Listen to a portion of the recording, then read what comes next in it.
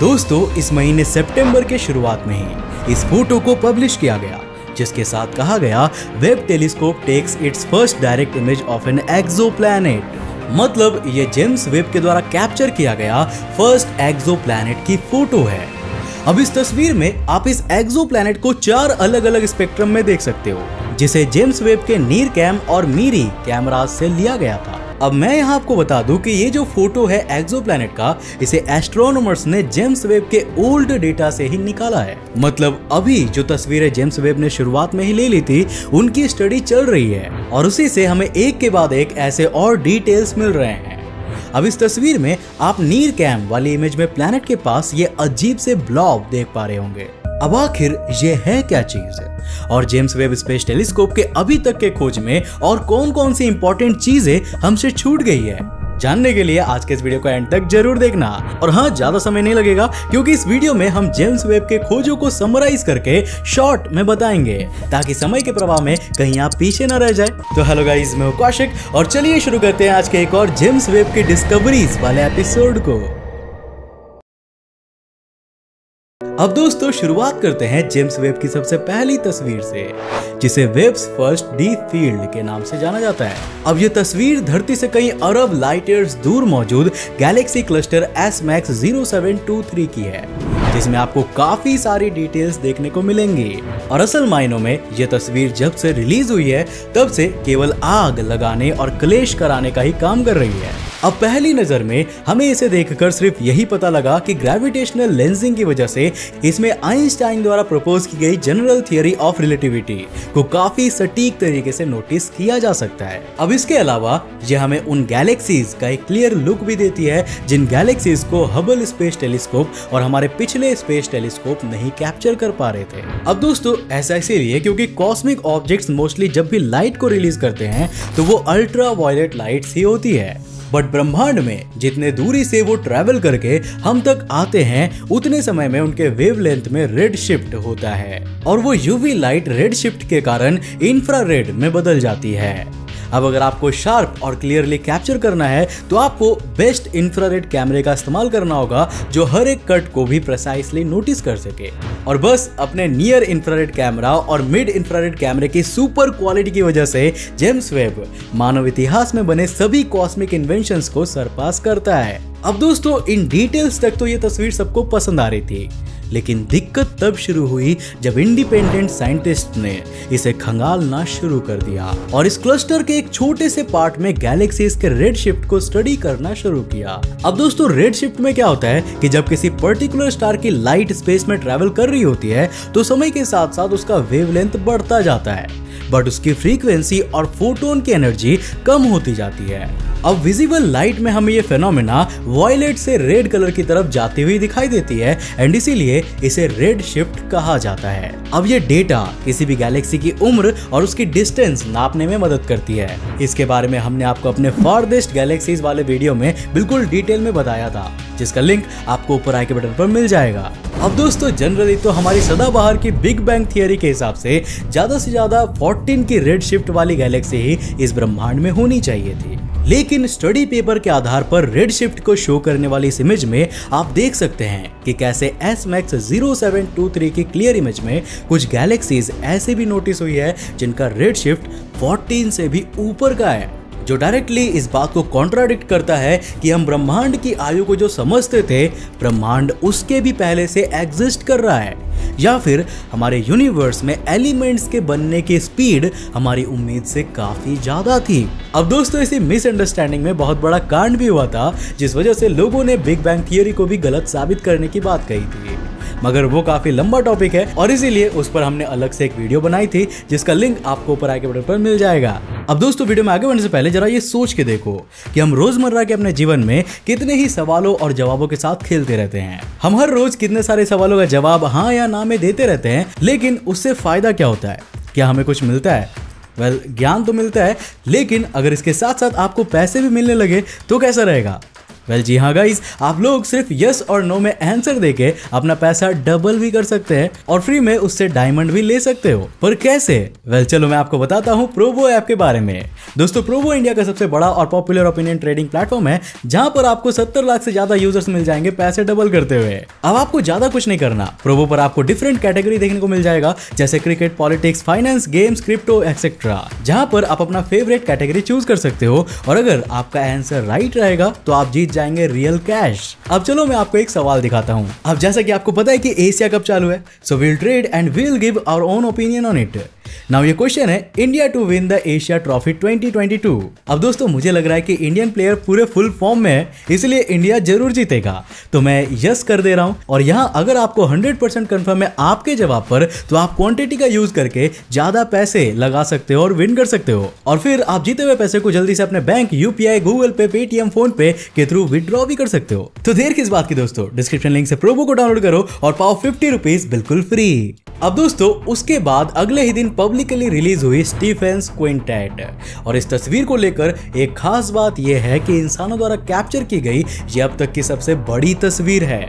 जी हाँ दोस्तों, अब सबसे बड़ी तस्वीर से हमारा मतलब यह है कि काफी बार जब बहुत बड़े बड़े ऑब्जेक्ट्स की खोज होती है तो उनके हिस्सों को छोटे छोटे पार्ट में कैप्चर किया जाता है और फिर उसको कंबाइन करके हमें क्लियर इमेज मिलती है। और दोस्तों इस वक्त आप जिस इमेज को देख रहे हैं उसे स्टीफेंस क्विंटेट के नाम से जाना जाता है, और इसे भी हजारों अलग अलग पीस में खींचा गया था और फिर कंबाइन करके इस रूप में प्रोड्यूस किया गया था। अब दोस्तों इसको लेकर एग्जैक्ट डेटा तो किसी को भी नहीं पता, क्योंकि वो कभी भी रिवील नहीं किया गया, लेकिन नासा के कुछ इनसाइडर्स ने बताया था कि इसकी ग्रुप इमेज चंद्रमा के 1/5 डायमीटर के बराबर है। मतलब कि आप रात के आसमान में चांद को रख दीजिए और उसके 5 हिस्से कीजिए, अब उसमें से एक हिस्से के साइज में कहीं ये तस्वीर अपने पूरे रूप में आ पाएगी। मतलब जरा सोचिए, इस तस्वीर को पाना इंसानों के लिए कितना बड़ा माइलस्टोन था, और क्योंकि सब कुछ एक के बाद एक इतनी जल्दी होता गया, इसीलिए किसी ने इस अचीवमेंट पर गौर ही नहीं किया। अब दोस्तों ये किस्सा खत्म हुआ ही था कि फिर एंट्री हुई कार्टव्हील गैलेक्सी की। अब दोस्तों कार्टव्हील गैलेक्सी के बारे में हमने आपको पहले भी शॉर्ट में बताया था, लेकिन एक ऐसी डिटेल थी जिसके बारे में हम आपको आगाह करना भूल गए थे, और हमने भी बाद में ही उसे नोटिस किया था। दरअसल दोस्तों कार्टव्हील गैलेक्सी की जेम्स वेब के द्वारा खींची गई इस तस्वीर में तो हमने गैलेक्सी के ब्लैक होल का ऑल ओवर उसके स्ट्रक्चर पर असर और हाईलाइट हो रही इस गैलेक्सी के बारे में तो बहुत कुछ जान लिया था, लेकिन गैलेक्सी के पीछे क्या है इस बारे में हम बताना भूल गए थे। दरअसल 500 मिलियन लाइट ईयर्स दूर मौजूद इस स्ट्रक्चर में हमें बैकग्राउंड में दो गैलेक्सीज का आपस में टकराव होते हुए दिख रहा है। अब नॉर्मल इमेज में तो लग रहा है जैसे ये दोनों ही गैलेक्सीज अभी आपस में बहुत दूर है और इनके टकराव को होने में अभी भी कुछ मिलियन साल बाकी होंगे, लेकिन अगर हम लोग कैमरे का एंगल और उसकी वेवलेंथ फ्रीक्वेंसी ही बदल दे तो ये पूरी सूरत चेंज हो जाती है और हमें सच्चाई का एक अलग ही पहलू देखने को मिलता है। अब इस चीज को हमने अपनी जुपिटर वाली वीडियो में भी देखा था और अब हम इसे आपको दोबारा दिखाने वाले हैं। दरअसल दोस्तों उदाहरण के लिए अगर इसी फ्रेम को अगर हम लोग अभी नॉर्मल वे में दिखाएं तो एक मैटर भी एक दूसरे से टच नहीं होते हुए नजर आ रही है, लेकिन अगर हम लोग एग्जैक्ट इसी फ्रेम को जेम्स वेब के मिड इंफ्रारेड इंस्ट्रूमेंट द्वारा कैप्चर की गई इमेज में दिखाए तो ये दोनों ही गैलेक्सीज ऐसे दिख रही है जैसे ये आपस में जुड़ चुकी हो। अब ऐसा क्यों हुआ, इसके पीछे का कारण भी इंटरेस्टिंग है। दरअसल दोस्तों जब भी दो गैलेक्सीज आपस में कोलिजन करते हैं तो सबसे पहले उनके आउटर शेल्स आपस में कॉन्टैक्ट में आते हैं, जिस शेल में मेजरली लाइटर डस्ट पार्टिकल्स होते हैं जिनकी लाइट बहुत ब्राइट नहीं होती है, और जिस वजह से हम लोग विजुअल इमेजेस में तो इन्हें उतना ज्यादा नोटिस नहीं कर पाते, लेकिन अगर इन इमेजेस को पार्टिकल वाइज जज किया जाए तो जो उनकी तस्वीर सिर्फ पार्टिकल को देखती है ना कि उसकी ब्राइटनेस को, इसी वजह से इन दोनों की इंटरकनेक्टिविटी हमें मीरी में साफ तौर पर दिखाई देती है।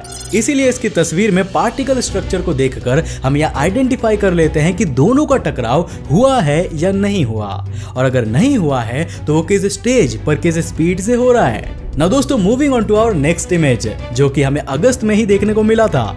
इस तस्वीर में हमें जुपिटर की इंफ्रारेड किरणों का सबसे साफ नजारा देखने को मिला था। अब खैर दोस्तों ये तो हम सभी जानते हैं कि जुपिटर की काफी सारी डिटेल्स देने में उसको लगातार ऑर्बिट कर रहे जूनो स्पेसक्राफ्ट का बहुत बड़ा हाथ रहा है, लेकिन जेम्स वेब के द्वारा खींची गई इस तस्वीर की सबसे खास बात यह है कि इसमें हमें पहली बार जुपिटर की रिंग्स देखने को मिली। अब ऑब्वियसली ये रिंग सैटर्न की तरह बड़े बड़े कॉमेट्स को लेकर नहीं चल रही है, लेकिन इस रिंग ने वैज्ञानिकों के जहन में क्यूरियोसिटी जरूर पैदा कर दी है कि क्या ये सिर्फ इंफ्रारेड सेटिंग्स और मैग्नेटिज्म का एक नॉर्मल ग्लो ही है, या फिर हजारों सालों से वाकई में जुपिटर इतनी छोटी रिंग लेकर चल रहा है कि हमने उसे कभी नोटिस ही ना किया हो। खैर, इसके बारे में जब भी एक क्लियर आंसर मिलेगा हम आपको बिल्कुल बता देंगे, लेकिन उसके लिए आपको एक छोटा सा काम करना होगा, और वो ये कि आपको इस चैनल को सब्सक्राइब करना पड़ेगा। अब दोस्तों बारी है हमारी आज की आखिरी तस्वीर HIP 65426b की, और ये जेम्स वेब द्वारा किसी भी एक्सोप्लैनेट की स्पेशली खींची गई सबसे पहली तस्वीर है। अब चूंकि इसे काफी रिसेंटली रिलीज किया गया है, इसलिए वैज्ञानिकों ने भी अभी इसके बारे में बहुत सारी डिटेल्स नहीं शेयर किए हैं, लेकिन सिर्फ एक प्लैनेट की अलग अलग कैमरा और सेंसर से अलग अलग वेवलेंथ में ली गई इन चारों तस्वीरों ने वैज्ञानिकों को ये प्रूव करने का मौका दिया है कि जेम्स वेब की एबिलिटी असलियत में है क्या। अब दोस्तों इन चारों इमेज को कोरोनोग्राफ करने के बाद यहाँ दिखाया जा रहा है, जिसमें इसके स्टार के लाइट को ब्लॉक किया गया है। अब दोस्तों जहाँ पे इस इमेज में स्टार का सिंबल बना हुआ है ना, वहाँ इसका होस्ट स्टार एग्जिस्ट करता है। अब इसे कोरोनाग्राफ करने के पीछे मकसद यह है ताकि हम इसके प्लैनेट पे ज्यादा फोकस कर सके। अब दोस्तों यहाँ पर जेम्स वेब के नीर कैम के इमेजेस में आप देख सकते हो कि इसमें प्लैनेट के साइड में कुछ गोल गोल सा बना हुआ दिखाई दे रहा है। वेल ये असल में कुछ और नहीं बल्कि कैमरे की दिक्कत है। अब चूंकि ये प्लैनेट बहुत ही ज्यादा छोटा है, इसीलिए यहाँ हमें इस तरह के एरर्स दिख रहे हैं, जबकि मीरी के इमेजेस में ये बिल्कुल साफ है। नाउ यहाँ मैं आपको ये भी बता दूं कि HIP 65426b प्लैनेट एक गैस जायंट प्लैनेट है और साइज में हमारे जुपिटर से 1.5 गुना ज्यादा बड़ा है। अब दोस्तों नियर इंफ्रारेड स्पेक्ट्रम में ये प्लैनेट अपने होस्ट स्टार से 10,000 गुना ज्यादा कम चमकीला है। अब इससे आप ये समझ ही सकते हो कि इसे कैप्चर करना इतना मुश्किल क्यों था। दोस्तों जेम्स वेब स्पेस टेलीस्कोप को सिर्फ इसीलिए नहीं डेवलप किया गया कि वो बिग बैंग के वक्त की चीजों को ही देख सके, बल्कि उसका मकसद पूरे कॉस्मोस को खंगालना है। और सिर्फ एक फ्रेम को 4 अलग अलग सेटिंग्स पर देने के बावजूद वैज्ञानिकों का ऐसा मानना है कि जेम्स वेब एक ग्रह की ऐसी ही 10 से भी ज्यादा तस्वीरें खींच सकता है, जिससे उसकी हर एक डिटेल के बारे में पता लगाया जा सके। अब दोस्तों ये तो बस एक छोटी सी झलक थी उस चमत्कार की जो हमें आगे आने वाले वक्त में जरूर देखने को मिलेगा। तो दोस्तों ये थे उन सभी क्रांतिकारी खोजों की एक छोटी सी समरी, जिसमें हमने आपको जेम्स वेब द्वारा खींची गई लगभग सारी इंपॉर्टेंट इमेजेस का एक छोटा सा ब्यौरा दे दिया। वैसे इसमें आपकी मनपसंद तस्वीर कौन सी है हमें नीचे कमेंट करके जरूर बताना। दोस्तों मुझे उम्मीद है कि आज की इस वीडियो से आपने काफी कुछ नया सीखा होगा। अगर सीखा तो इस वीडियो को लाइक करने के साथ साथ अपने फ्रेंड्स के साथ जरूर शेयर करना। अब दोस्तों अगर आप नए हो चैनल पे और ऐसे इंटरेस्टिंग वीडियोस को देखना चाहते हो तो इस चैनल को सब्सक्राइब करने के साथ साथ नोटिफिकेशन बेल को ऑन कर देना ताकि आप देख सको हमारे वीडियो सबसे पहले। तब तक के लिए बाय, जय हिंद।